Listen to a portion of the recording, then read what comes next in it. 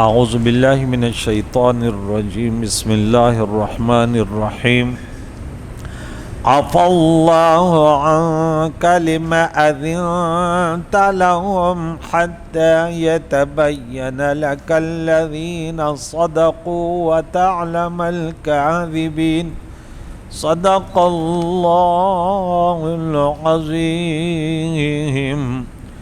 جنگ تبوک سے منافقین کا پیچھے رہ جانے کا واقعہ کریم مولا بیان فرما رہا ہے کہ اللہ نے تمہیں معاف کر دیا، اللہ تمہیں معاف کرے۔ اس کا معنی ہے کہ یہ کلمہ محبت ہے۔ اب اس سے علامہ فخر الدین رازی رحمۃ اللہ علیہ فرماتے ہیں کہ بعض کہتے ہیں کہ انبیاء گناہگار ہوتے ہیں، انبیاء گناہ کرتے ہیں، کہ اللہ نے جب فرمایا کہ تمہیں معاف کر دیا، اللہ نے تم سے درگزر کر دیا، اللہ تو یہ تو اسی وقت ہوتا ہے جب انسان سے گناہ ہو۔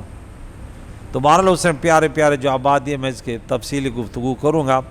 تو ہم سنی کہتے ہیں یہ کلمہ محبت و کرم کا ہے، جیسے پیاروں سے دوران گفتگو کہا جاتا ہے اللہ تیری عمر بڑھائے، اللہ تیری مغفرت فرمائے، اللہ تیرے درجات بلند فرمائے، اللہ تجھ کو ایمان دے۔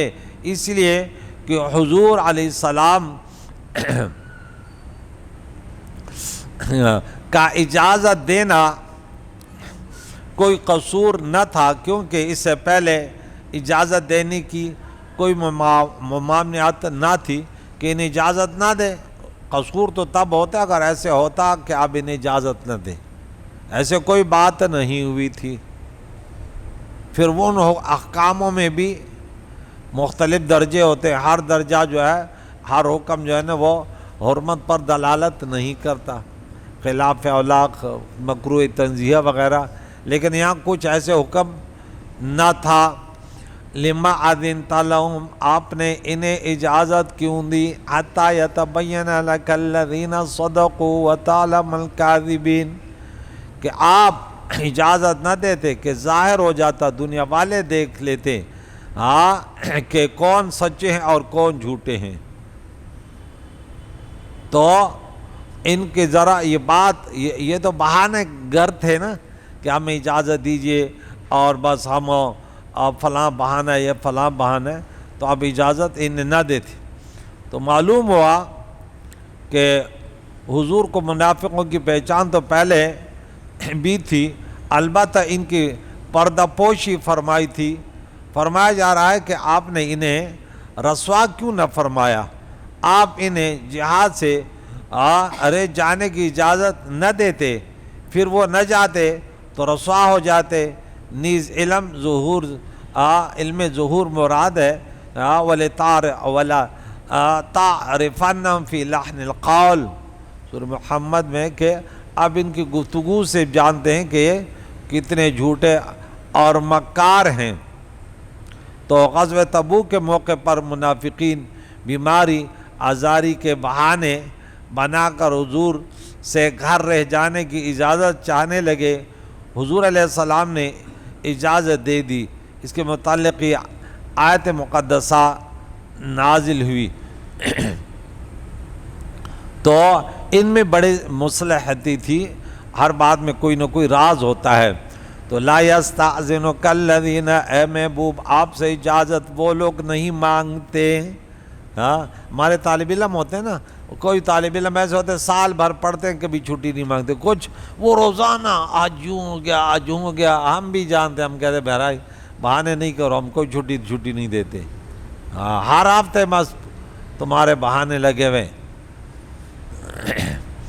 تو رب نے فرمایا وہ جو قیامت اور اللہ پر روز آخر پر ایمان لاتے ہیں وہ کیا اجازت نہیں مانگتے اس بات سے کہ وہ جہاد کرے اللہ کے راہ میں اپنے مال و اپنے جانوں کو؟ یہ تو وہ تو ایسے موقع کی تلاش میں ہوتے ہیں۔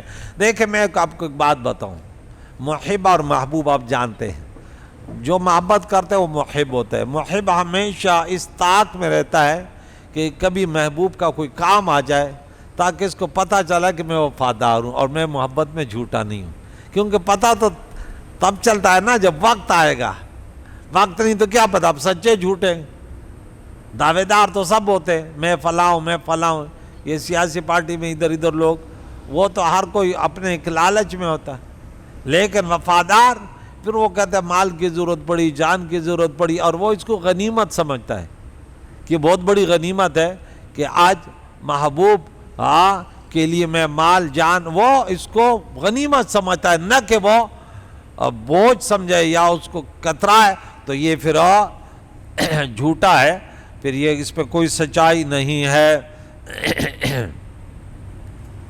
تو یہاں رب کریم نے فرمایا اللہ تعالیٰ پرہیزگار متقین کو خوب جانتا ہے، انما یستأذنک الذین لا یؤمنون باللہ والیوم الآخر، تو اجازت جو اللہ اور روز آخر پر ایمان لاتے وہ مانگتے نہیں ہیں، وہ اجازت نہیں مانگتے اس بات سے کہ وہ جہاد کر اپنے مال و جانوں کو، وہ تو اس موقع کے تلاش میں ہوتے ہیں۔ اجازت کون مانگتا ہے؟ انما یستأذنک الذین لا یؤمنون باللہ والیوم الآخر، اجازت مانگنے والے وہ ہیں جو اللہ اور روز آخر پر ایمان نہیں لاتے، وارتابت قلوبہم، اور ان کے دلوں میں شک ہے، ان کے دل شک میں ہے کہ یہ صحیح ہے یہ صحیح ہے، لڑ جائیں تو مر جائیں، ایسا نہ ہو یہ بھی نہ ملے۔ مسلمان کا ایمان پختہ ہے بھائی، موت کے بعد بھی زندگی، اور شہید کو تو ہمیشگی کی زندگی ملتی ہے۔ تو فی ریبہم، تو یہ شک میں ہوتے ہیں، ترددون، ڈال مٹول متردد ہوتے ہیں، ڈگمگا رہے ہوتے ہیں، ڈر رہے ہوتے ہیں۔ تو اسی طرح کہ اسلام کی حقانیت اور کفر کے بطلان پر انہیں یقین نہیں، نہ اس کے عکس کا یقین ہے۔ اگر مسلمانوں کو فتح ہو تو بولے کہ شاید اسلام برحق ہے، اگر کفار کو فتح ہو گئی تو بولے کہ شاید یہ لوگ برحق ہے، حالانکہ بظاہر شکست اور کامیابی یہ حقانیت کی علامت نہیں ہے۔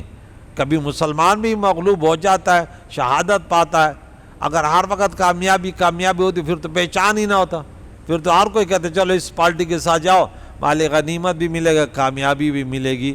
تو یہاں مسلمان کے لیے شکست ہے نہیں، شہادت ہو کچھ بھی ہو، ان کو جو ہے جو اللہ کا وعدہ ہے، جو کل ہم نے سورہ اسی میں 111 نمبر آیت، ان اللہ اشتری من المؤمنین انفسهم واموالهم بانہم الجنہ، تو ان کو جہاد میں یا دنیا میں کے جہادوں میں یا جان اور مال قربان کرنے میں دنیا میں کوئی نہیں، اللہ فرماتے ہیں ان کو جنت، ہمیشگی کی زندگی، اللہ والوں کی ہم نشینی اور اللہ تعالیٰ کی رضا ملے گی، اور وہ سب سے بڑی کامیابی ہے۔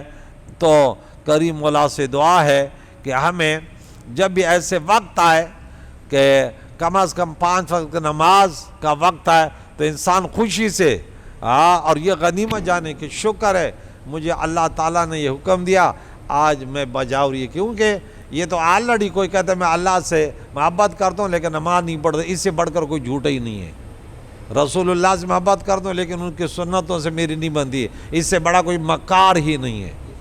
وہ پھر الگ بات ہے کہ کبھی کبھار ایسے ہو اور پھر اس کو تکلیف اور دکھ ہو، وہ الگ ہے، لیکن جو وہ کہتے نہیں داڑھی نہیں ہے لیکن میں داڑھی والوں سے اچھا ہو، نماز تو نہیں پڑھتا لیکن نمازیوں سے اچھا ہو، اور یہ سب سے بڑے مکار اور غدار ہیں۔